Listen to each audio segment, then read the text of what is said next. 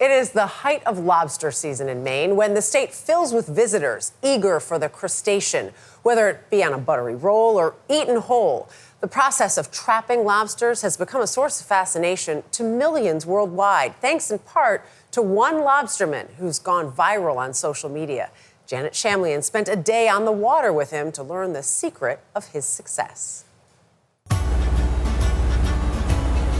Maine is the lobster capital of the world. 102. And each year, people flock to its rocky coastline to indulge in the delicacy. Delicious. Very good. But how lobsters get plucked from Atlantic waters has never been as well documented as it has the past few years. This lobster is quite possibly the biggest lobster that we've ever caught. The crushing claw is bigger than my head. Thanks to this 30-year-old father of three. We got a huge egg. Look at all of her eggs. Probably 40,000 eggs. Jacob Knowles has become a social media sensation. I mean, it's ridiculous that there are millions of people watching you do this. It's mind-blowing. He's got millions of followers, and his videos, hundreds of millions of views. Most documenting his days as a fifth-generation lobsterman. Why do you think people are so drawn to these videos? I think it's just where it's such a unique way of life. In the beginning, it was so unknown to the world. Like everybody loves Maine lobster, but nobody really knew much about it other than it tasted good. It's a blend of entertainment and education. This is what they look like after they finish dropping their eggs. His first videos 6 years ago were just for fun. Hot potato? Hot potato. We're gonna alley-oop all the way off the boat. We've hauled 20 traps already. We've got 380 to go. We'll see what's in store. But his following quickly exploded. Don't worry, guys, I can do this. To find out why, I suited up in a rubber fishing bib and joined him for a day off the coast of Winter Harbor. It looks perfect. You come with us tomorrow.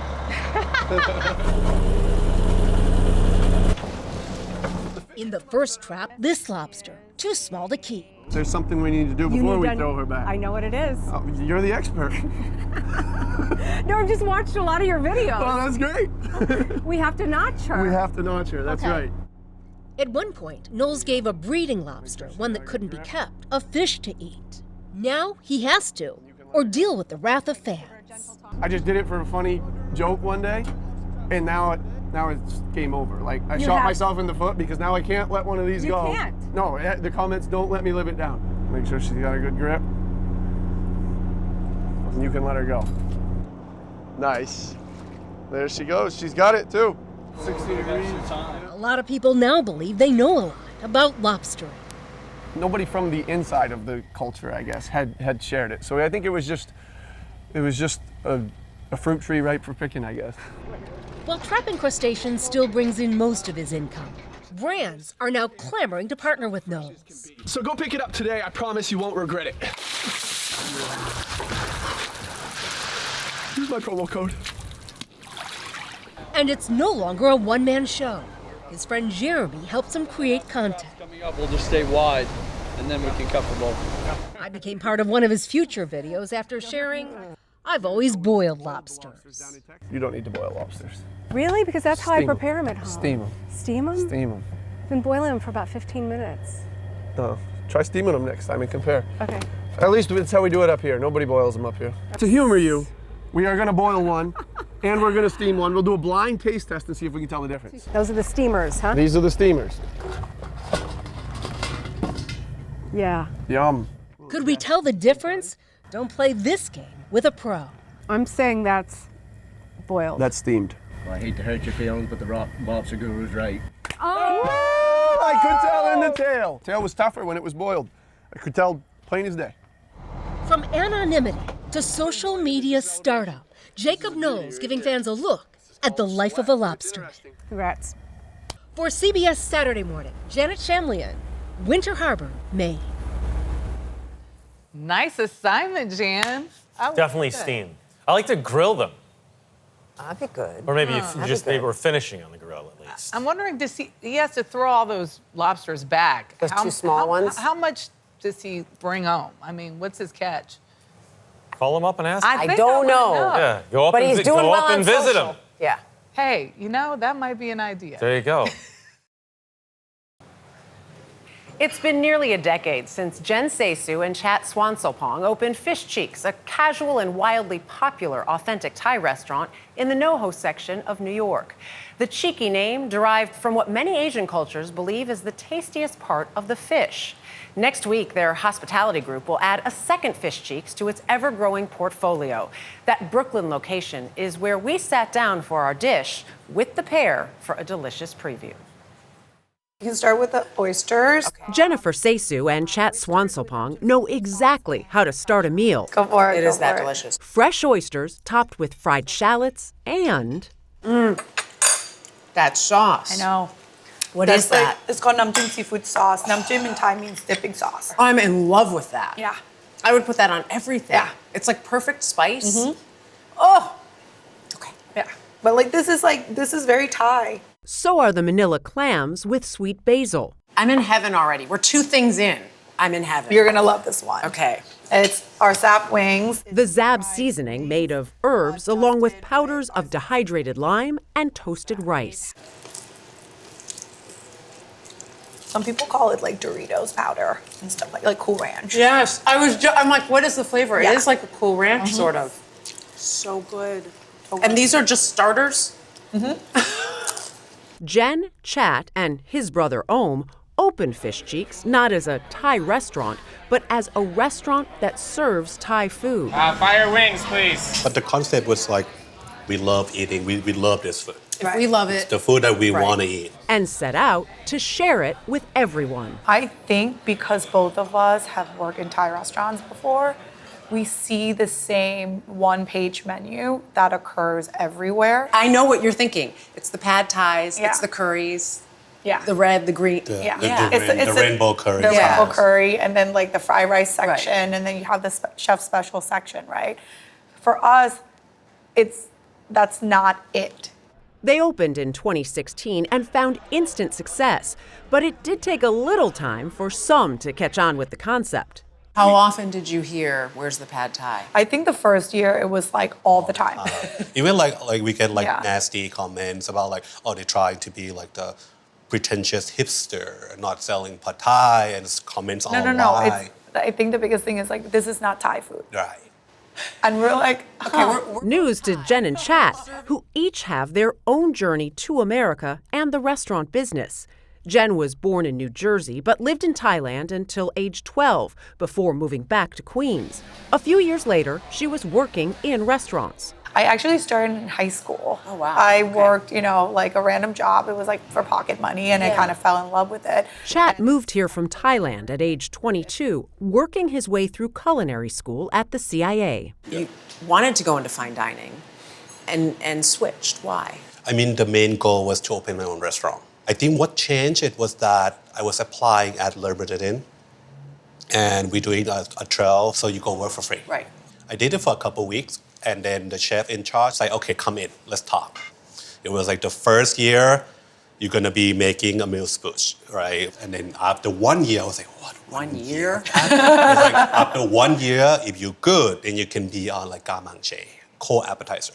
And the third year, you could be hot appetizer or like cook some of the entree. And by the fourth year, right, if you still here, you be a saucier. And then after 4 or 5 years, maybe you can be a sous chef. Good that he did that for me, right? Good that he just did not just hire me and put me through that. Yeah. So I'm still grateful until this day. To broaden his experience, Chat took a job as a manager at the Vietnamese and Thai restaurant O Bao in New York City's Hell's Kitchen.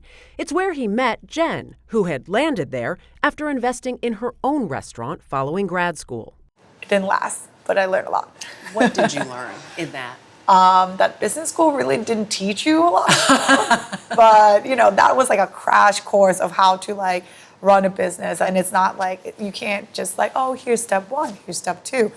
Everything's happening all at once. And you're just kind of having to go in it with the mindset that if you're going to partner up with someone, we really need to be aligned.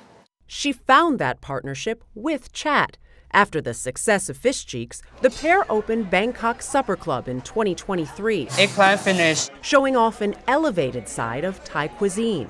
They brought acclaimed chef Max Widowat from Thailand to lead the kitchen.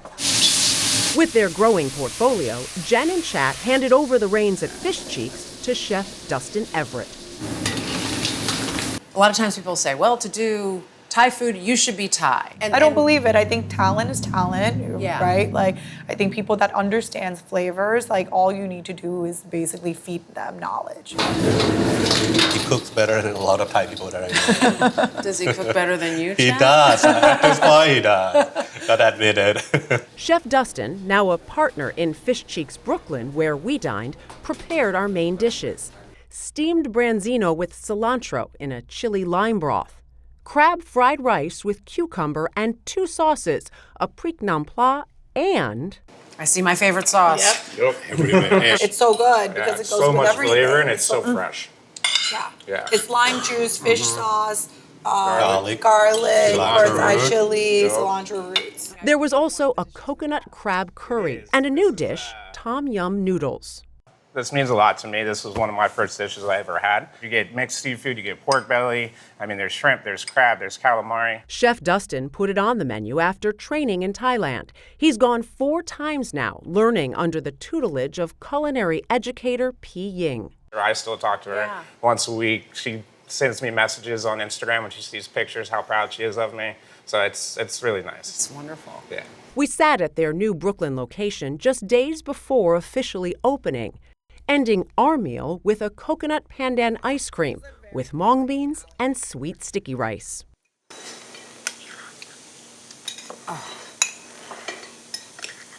Fantastic. It's been here since day one. As I'm eating this right now, what do you hope I'm thinking? That you're planning your next trip back. And Jen herself brought us the food this morning as Michelle's enjoying and loving the Zab wings. We also have the tom yum noodles that are up there. We've got the crab fried rice, coconut crab curry, and also a corn salad plus. So good. I could drink this. This is my sauce that I love. And you have, like, it is just, everything is so good and so flavorful. And it's authentic Thai. They're not trying to be cool. It's authentic Thai. I'll let you have the last word. By the way, pad Thai, not on the menu. People have stopped asking so much about it. Good for them. On the dish this morning, Rowayton Seafood, the coastal New England spot that has grown from a small lobster shack to one of the best seafood restaurants in the country. The longtime owners of Rowayton, Kevin and Barbara Conroy, are releasing their first book, A Touch of Salt, celebrating the stories and recipes that bring diners in from far and wide. Last week, we stopped in for a visit and a feast. Off the coast of Connecticut, the waters of the Long Island Sound are teeming with fish. Got a little striper. Hey, we did it! On shore, they are served up in mouth-watering ways at Rowayton Seafood, thanks to the Conroy family. In 1969, this looked a little different. Yes, it did. It opened originally as a lobster co-op. Back when he was a teenager, the business Kevin Conroy helped build was nothing more than a garage where lobstermen unloaded their catch. He purchased the building in 1978 and opened a small retail seafood market. That's me right there in front of the building in 1978 when I first opened. What a dashing young man. Did you know anything about seafood? I knew nothing. Conroy eventually bought the diner next door, where he opened a restaurant. We used to go at 5 a.m. down to get the fish. Yeah, I remember. Today, no matter what time of year it is, it can be almost impossible to get a reservation at Rowayton Seafood. People a lot of times think of fish as a summer food. You don't. Not at all. Because? Because fish is available year-round. That includes the Rowayton take on a classic, the hot lobster roll. So traditionally, Maine lobster rolls are served cold. It's fresh lobster meat. It's mayonnaise. It's celery, maybe a little chive, and lemon. That's traditional. A Rowayton lobster roll is hot lobster roll. Buttered roll with lobster that's cooked and then dipped in hot butter and put onto the roll. This smells unbelievable. All of this right now. It's like, I can't even, we have to finish the interview. The lobster roll is one of many selections included in the book A Touch of Salt, where besides the food, family is the main ingredient, including Barbara Conroy, the brand director, even if she's a bit camera shy. This is Barbara's baby and her passion. She had been talking for years about we should put something together that tells the history of Rowayton seafood, the fishermen, the families, the community, and recipes that tells kind of a story of us, but of all the people that bring products in. And Barbara is the Wizard of Oz. She's over there. She is. She's in watching. She's in the background. Yeah. You've seen in the back when somebody's pulling the strings Yeah. and making it happen. That's Barbara. A lot of support. This is what you're doing. Don't forget about this. Don't forget about that. 100%. And don't forget about the rest of the dish presentation. We had local Copp's Island oysters, roasted and raw. By 10 o'clock in the morning, we get oysters that were out of the water, 8 o'clock in the morning. Pan cotonette, roasted with sardines, pickles, and fresh lemon. Pemaquid mussels from Maine. A whole Florida red snapper, sliced, seasoned, grilled, and served with asparagus and fresh lemon. That is incredible. And simple, right? Oh, yeah. It's the best. Simple and great. Yep. A Niçoise salad featuring fresh tuna with a light vinaigrette. Flatbread, also with tuna, sliced thin and served with aioli and chives. Plus poutine, clam chowder poured over French fries with pancetta and gravy. Yes, it's a little bit of a heavy dish. It's but amazing. It's also a great fall, winter, warm dish. Yeah. So I mean, if that's not comfort food, I don't know what. This That is incredible. definitely comfort food. Sweet Lord. This is not dietetic. Wow. Which brings us to the grand finale. A 2-pound Maine lobster served cracked with drawn butter. I never get tired of a lobster. You can't go. You never get tired of it. To wash it all down, a mocktail made of Seedlip Grove, blackberry puree, lemon club soda, and a mint garnish. As Barbara Conroy writes in her book, the essential ingredient for exceptional cooking is a genuine love for those you're preparing for. At Rowayton Seafood, that love is on display every day. The time's moving slowly, but my world keeps turning around. When I'm having a bad day, I come to Rowayton Seafood, I walk around, I say hi to the customers, I say hi to my staff, and I end up changing my view of the day. I imagine people who eat here see the same thing. I hope so. As I close my eyes, the edge of the Long Island Sound.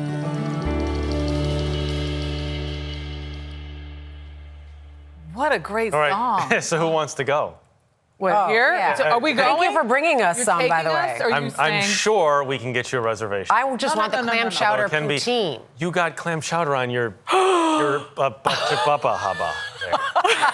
It's right on the. It's really good clam chowder, though. Right in the so- middle. I did, I gotta taste. Oh no! Let's do. Okay, so here. This is the test. So it's one is the cold lobster roll, Right, and the others. and the other one is Sorry, the hot lobster. I'm eating roll. the clam chowder. You're eating the clam chowder. Okay, I'm gonna try the hot lobster roll, which is fantastic. That's really good. I was eating during your piece. I'm admitting. But the that. chips are really good too. Does he They make are, these actually. from scratch too, or these? No. Yes, He Marcy does? says Awesome. These yes. are So really thank you to good. Kevin for sending Yes, the thank you. spread, lots of lobster, the chowder, everything It's else. delicious. This morning on The Dish, it's quite an achievement when a restaurant becomes a dining hotspot, drawing foodies and celebrities to its tables. But even more impressive when it remains a draw for more than 20 years. That's the case for New York's Lure Fishbar, and it's chef Preston Clark, whose cooking and the acclaim it's earned carries on a rich family tradition. So what you want to do is you want to wedge it right there. When getting a lesson in oyster shucking, Right here? Yep. Right there in the hinge in the back. A dull knife just won't Right here, put it do. down. Towel goes over it so you don't cut your hand. Okay. Put the knife in the hinge and then rock it back and forth while applying very light pressure. And patience is a must. You put it right there. In the time it took me to shuck one of these East Coast Beaujolais, A little bit more, keep going, rocking back and forth. Yep. Oh! Chef Preston Clark made an entire platter.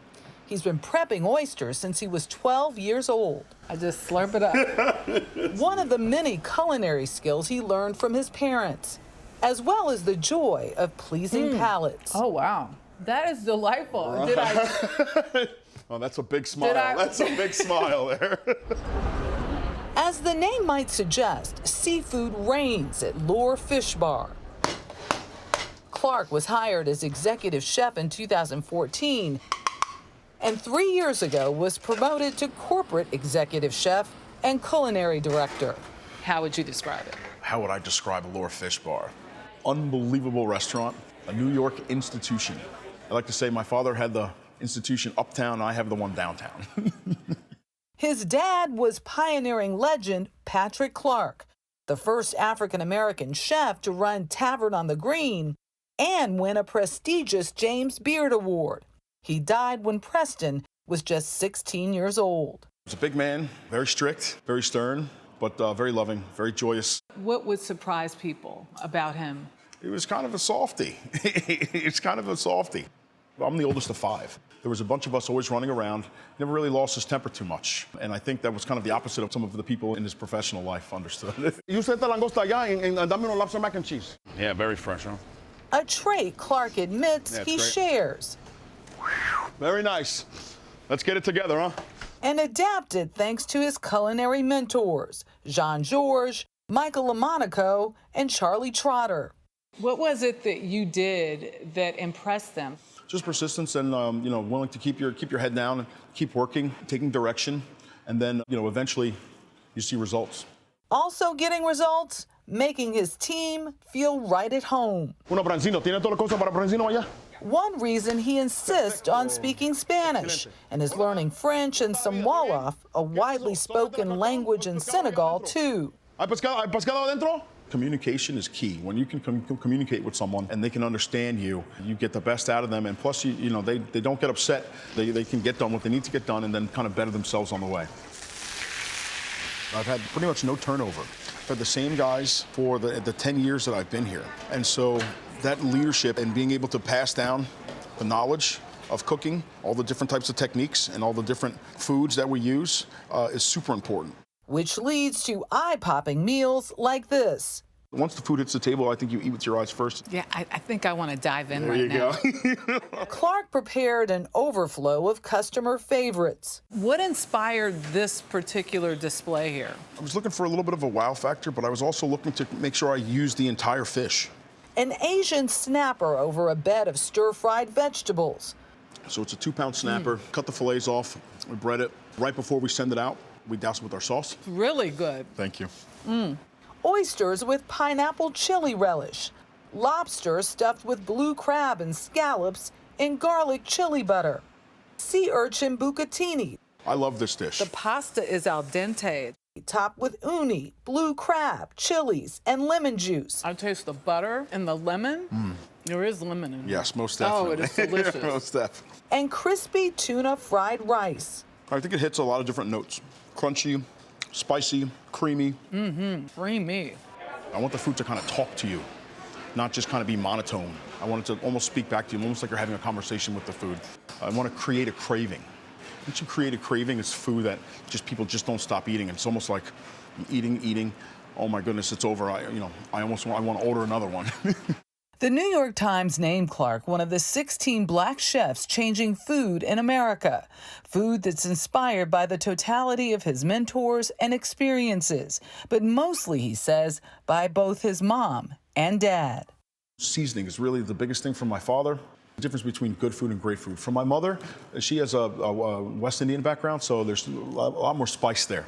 He cooks with a lot of heat. Peppers like Scotch bonnets and chilies from the Caribbean and Asia. So are people surprised when they get a taste of that hot flair? Right.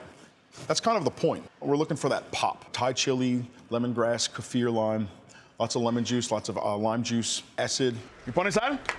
Still, Clark insists his food should not be considered foreign. Like I said, I'm classically French trained, so it starts kind of with the classics, and then you introduce different flavors from the different countries, and ultimately it's American food. I'm an American chef, and it's American food. That's one. Why is it important to consider it American? Americans come from so many different places, and all of them play a part in a role to make the food so great, to make the country so great, to make Lord Fishbar so great. Clark is celebrating that and the freedom now represented by its second Independence Day, Juneteenth.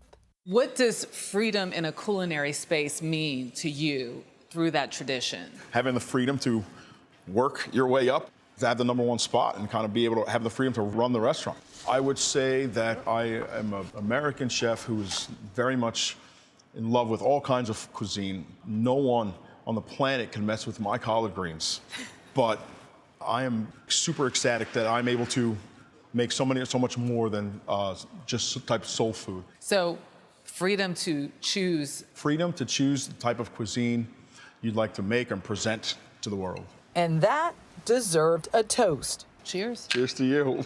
And here's to being one of 16 of the greatest. Thank you.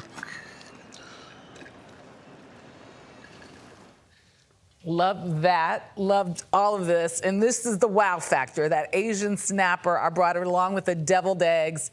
Taste, take a bite. Okay. Yummy. I've been there. It is amazing. That restaurant, if you haven't gone, if you live in New York, you get there. And if you come to New York, go there. Amazing. I had never been before walking, and I know Preston, but I had never been. Shame on me. Shame this on is you, and now absolutely fantastic. Are deviled eggs your favorite food? Huh? Are deviled eggs your favorite They food? really are. Yeah. Now here's On the dish this morning, Valentine Thomas. As far as we know, this is the first chef or cookbook author we've featured who both captures and cooks their own seafood. Now she's out with a new cookbook called Good Catch. We will dive into that soon, but first, a different kind of plunge.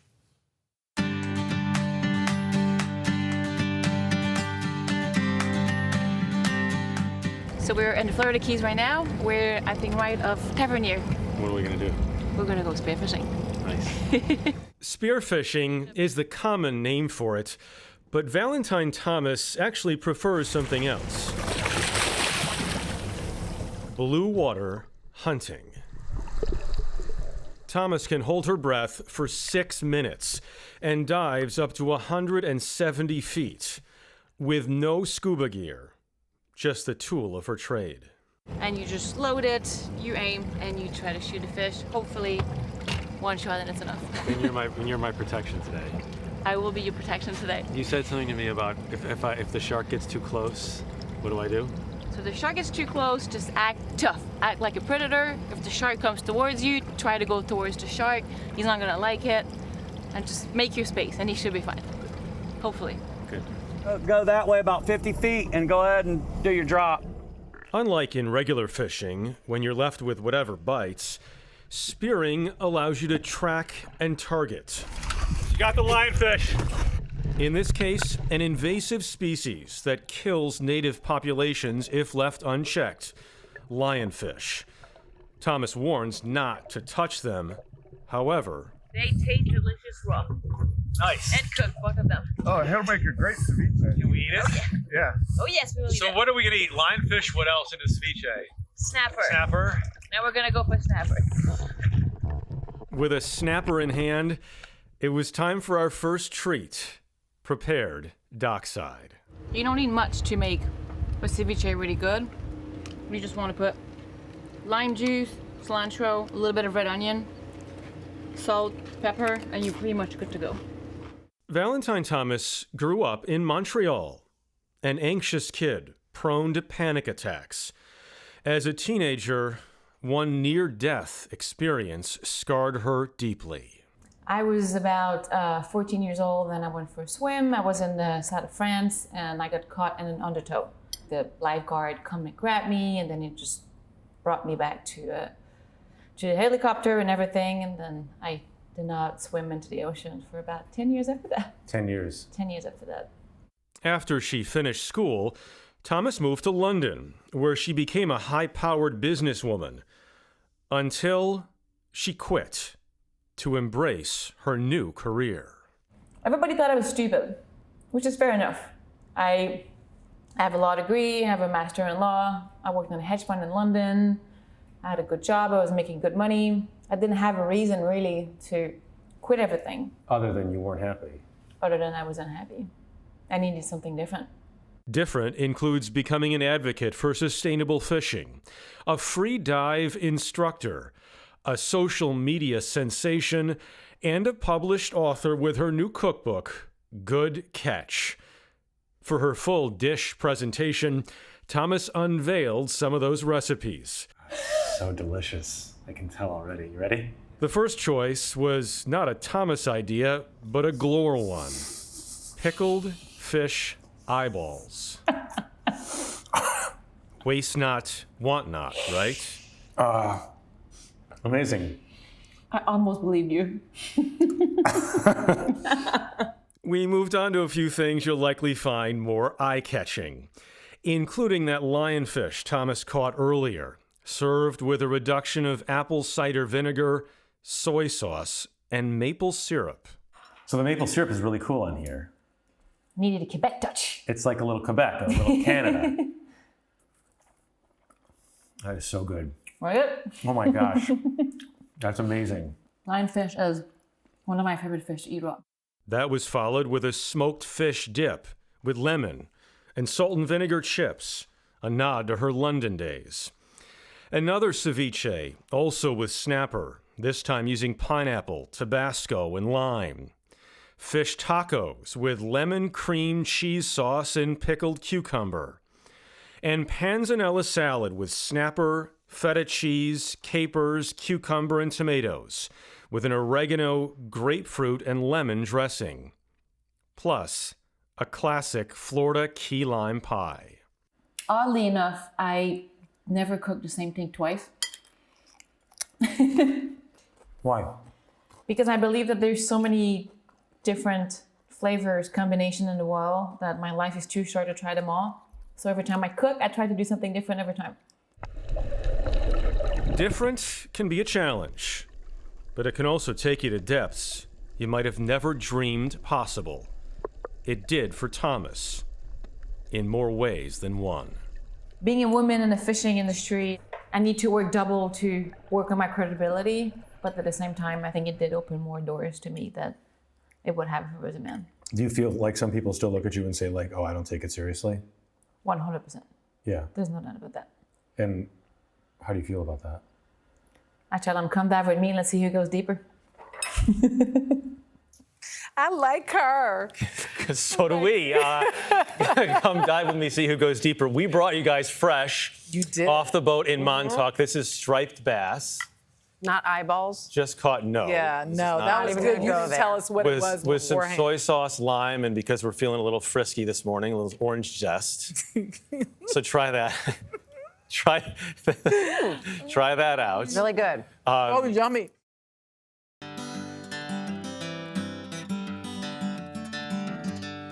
I've been thinking lately about the people. This morning, the Fulton Fish Market, a huge part of American history. This year, the market is celebrating its 200th anniversary. It has gone from an open exchange in Lower Manhattan to a giant refrigerated warehouse in the Bronx that takes up 7 football fields. Over the last 2 centuries, the Fulton Fish Market has provided jobs and food for countless American families while providing an abundant supply for artists, photographers, and historians. To explore all of it, we got the extra early wake-up call. 2 a.m. at the new Fulton Fish Market. As the rest of the world sleeps, this Bronx building becomes a nocturnal city unto itself. 400,000 square feet of the ocean's bounty, moving from anglers who catch food to chefs who prepare it. So these are local fluke off of Montauk. This is grouper off of Florida. You have black grouper and red grouper. Joe Guerrera owns the largest wholesaler at the market. He's been doing this for more than 50 years. These are sea bass caught off of Montauk. This is tilefish caught off of Montauk also. Wow. This is what makes the fish market in New York differentiates itself from other cities. The Fulton Fish Market first opened in 1822, at the time located 5 miles south in Manhattan's Seaport District, a place where people could get all their groceries. When the Brooklyn Bridge allowed most commuters to bypass it, the wholesale fish market became its centerpiece. At its peak, an estimated 2/3 of all the fish served in America came through the Fulton Fish Market, serviced by dedicated workers of all backgrounds and backstories. For me, photographing the old-timers was probably one of the biggest privileges of my life. Barbara Mensch is a photographer who devoted years of her life to capturing the market and its characters. I mean, not only were they tough men, and I'm not talking about tough in the sense of intimidating you, which they did a lot. It was the ability to withstand the elements. The searing heat and bitter cold of an outdoor market were constant obstacles, though eventually not the only ones. When did organized crime get their hooks in? So organized crime appears for the first time in the 20s. Jonathan Rees is the author of The Fulton Fish Market, A History. Its origins are really obscure. It's not entirely sure how they did it, but how they stayed there is very easy to explain. They controlled the unpacking and packing of fish.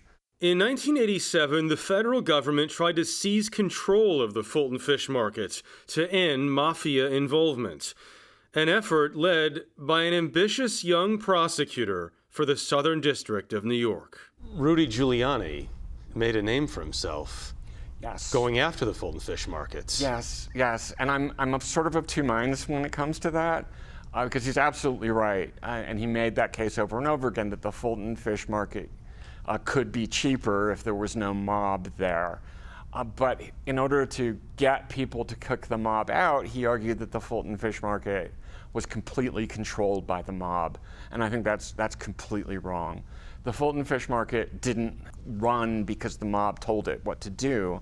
It just paid off the mob so that it continued to make money itself. By the early 2000s, a real estate boom was also sweeping New York, and the smells and crowds of the fish market were no longer welcome. So it made the move uptown. Many mourned it as the last holdout of old New York. In its place today, the same building with a dramatically reimagined interior. These are the original windows. Yeah, well, those are replicas of the original windows and the locations of where they were. And behind those windows, each bay had the fishmonger's cashier. This is the Tin Building now, a tourist destination curated by celebrated chef Jean-Georges, set for its grand opening in September, featuring 6 high-end restaurants and 6 counters and delis.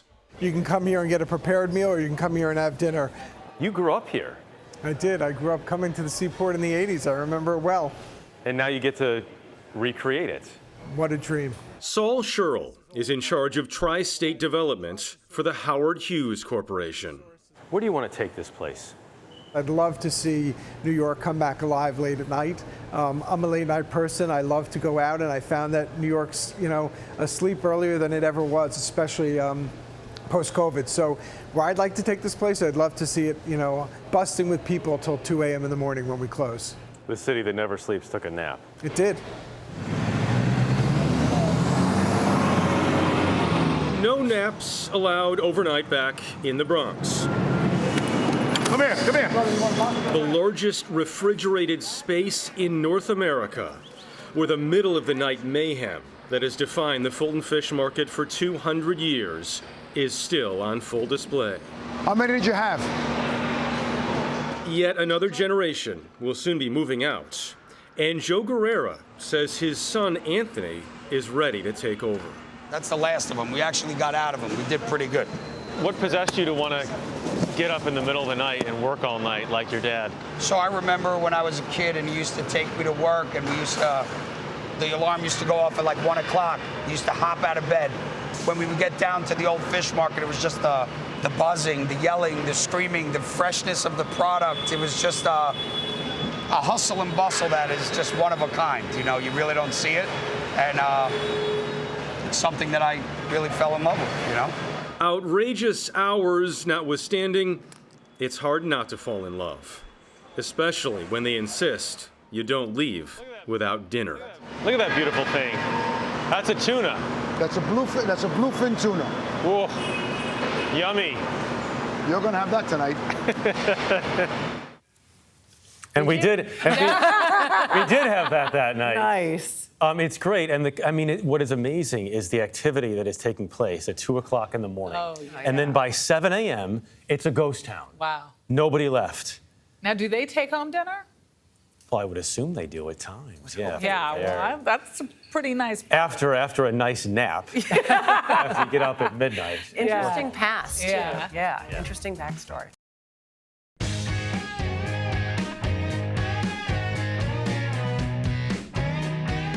This morning on The Dish, Moe's Seafood and Chowder. The family-owned enterprise has been serving up bowls of clam chowder and other seafood treats for 75 years. Brooke Silva Braga traveled to the coastal town of Newport, Oregon, to learn how Moe's has been able to stand the test of taste and time. Long before tourists discovered the picturesque charm of Newport, Oregon, Mahavanimi opened a kind of diner across from the docks. 75 years later, Moe's Seafood and Chowder is an institution. If you haven't had it, you have to have it. A seaside testament to the power of a killer recipe and the family that has kept it cooking. This is her granddaughter, and then we are her great-grandchildren. That's Cindy, Dylan, and Gabrielle McEntee. How old were each of you the first day you worked in the restaurant? I was 12. For an official job, I think I was probably 12. My first paycheck, I was 12 as well. Okay, so that's the age of maturity at Moe's. Yeah, it's the age of accountability. Actually, welcome to 12, get a job. That work ethic was nothing special on these docks. And actually, Newport's the #1 Dungeness crab producer in the world. The kind of place where visitors can trap crabs themselves. Should I just reach in and grab a few? I wouldn't if I were you. But are wise to leave it to the locals. No gloves? No gloves. No, Carrie's tough. I've been handling crabs since I was about 2 years old. Yeah, there's a way to do this, and there's a way not to do it. Let's see this. Grab it from the back. Yeah, see how it flared out like that? Yeah. How do you train people to do this? Experience. And you can actually taste that Newport sensibility in Moe's Chowder. So we have potatoes, clams, spices. A New England classic tailored to the local palate. Oh yeah, the bacon's right there. Yeah. These are hardy fishermen and longshoremen that live here, so they want a food that sticks with them for a little while. But settling on that recipe took decades, as Cindy saw up close. Well, we had 3 main cooks. Every day, the chowder tasted different. No one could follow the same recipe. No, they did. They did their own recipe. Okay. So it gives you a sense of Moe's management style. Yeah, right. She used to say we're a loosely knit operation. You quickly get the impression that Moe's secret ingredient was always Moe herself. She was quite a character. You know, sit down with people that she didn't know, and they were like, "Who's that woman?"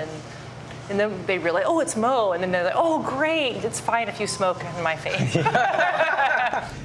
In addition to the chowder, Moe's serves up a saltwater encyclopedia. So this is a grilled oyster sandwich, including the local catch. And the crab cocktail. All paired with homemade sauces. This is probably the best tartar sauce in the world. And onion rings, even better than that. We make them at home, but they don't turn out like this. But none of it compares to Moe's menu of almost too good to believe origin stories. So there's Moe right there. Okay. Like the time Bobby Kennedy made a presidential campaign stop. They asked her to go with them. This is a wild story. Why are they bringing a chowder person with them on the campaign? I think they just liked her energy and her excitement. But after a few decades, the excitement of the restaurant dimmed for Moe, and she handed the business to Cindy, who was just 22. Like it or not, I couldn't be a school teacher if I'd wanted to. This is what I was going to do. Were you ever not that enthusiastic about that? Kind of accepted it. It was sort of one of those things you just know that's what you're going to do. It's sort of like being one of the princes in England, you know. You don't have a choice. Yeah. Queen, princess. The clam kingdom grew. It now churns out 3 tons of chowder every week. There are 9 Moe's locations. But to be honest, by last year, the family was mostly pushing paper.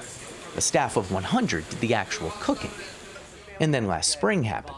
Yeah, we had kind of a little bit of a panic when we laid off all of our employees. Then we had to come up with a plan. How are we going to survive? After 74 years, it wasn't clear they'd make it to another season.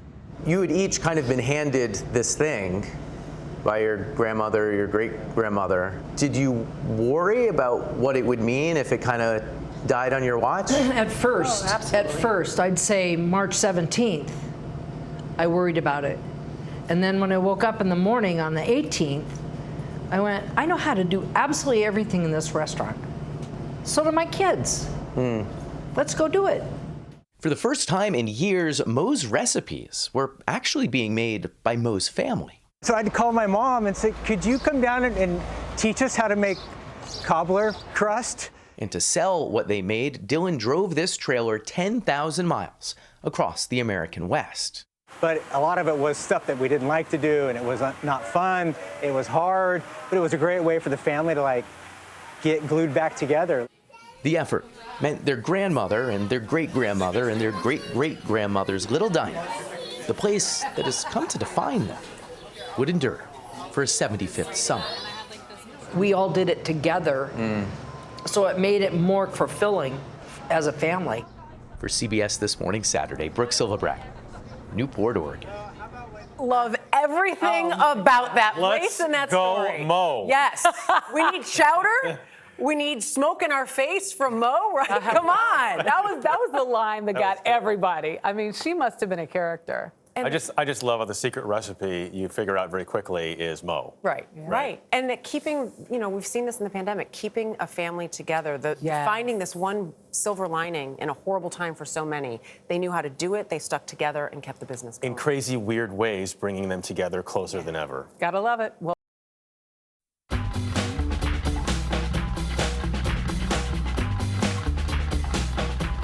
This morning on The Dish, Steve Phelps. Born and raised near Cleveland, Phelps eventually moved to the west coast of Florida and has since created one of the most unique dining experiences in the nation while racking up honors along the way. Twice named a James Beard semifinalist for Best Chef in America, his restaurant in Sarasota is called Indigenous. If you're lucky enough to get a reservation, get ready for some of the best seafood in the land. So this is the pompano nigiri. Ready for this one, Jeff? Oh my goodness. So we've got sweet soy, we've got a Szechuan chili oil, and then there's a yuzu gas streak, which is a Japanese citrus that's really, really bright. And you got the sea purslane on top with some furikake with sesame seeds and nori. So just get it all in your mouth there, Jeff. That's a work of art right here. Wow. The impeccable balance that Steve Phelps brings to his food is something he's been cultivating since he was a teenager, but really took off about 20 years ago when he and his wife left their home outside Cleveland for what they thought was going to be a short trip to Florida. I think we spent an afternoon that day at the beach and saw a dolphin jump up in front of us and were enlightened, said, wow, this is pretty nice. Fast forward almost 20 years later and I'm sitting with you outside my restaurant now. Indigenous was opened in 2011 in a residential neighborhood in Sarasota, which has long had a thriving arts community. Phelps set out to create a seafood oasis. The word indigenous, when people think Florida, they think citrus, and citrus is not indigenous to Florida. Correct. Indigenous ingredients here, for Florida really were the rice and the corn and things like that. And it's tough because there's a lot of confusion with that. And I have to say it as a chef because I get a lot of calls and they go, do you make Native American dishes all day there? But indigenous to us means that it is from the area or native to the area, and that's what we do with all the food that we can. How do you describe your food philosophy? My food is food that's recognizable And I think responsible is a name that we like to use. One example, his support of local farm-raised fish, which haven't always had the best reputation. That is changing fast as conditions inside aquaculture farms improve dramatically, and as the global demand for seafood has doubled in the last 60 years. I'm so fascinated by the technology that they do. These recirculating tanks that they use, these fish never stay in the same water. The feeds have come so far advanced in technology with what they're utilizing in those too. We've got so many different species, and I rely on them as a restaurant owner because my menus have to continuously have an item on there. Do you think fish farming is the future? It is. I'm afraid of what's happening out on our waters. The pollution in the water, the quotas for the fishermen, they're all starting to get, pollution's getting higher, quotas getting smaller, and we're gonna need that protein. That stuff. From a relatively small kitchen, Phelps turns out an incredible variety. From all that seafood to these ridiculously good beignets. There you go, Jeff. Try one of those bad boys. Oh, my Lord. Whoa. And there's more. We'll let him do the honors on the larger spread he prepared. We've got some cobia hot dogs with a little local sauerkraut and some Cleveland Burtman's mustard. We spice it with some pastrami spices, a little baked shrimp and scallops with Everglades butter. This is barrelfish over a bacon potato latke with a little yuzu hollandaise and jerk relish, our house pickles. This is redfish over Congaree and Penn Midlands with a little Nashville hot butter and a little hot drizzle. Those are our beignets we discussed.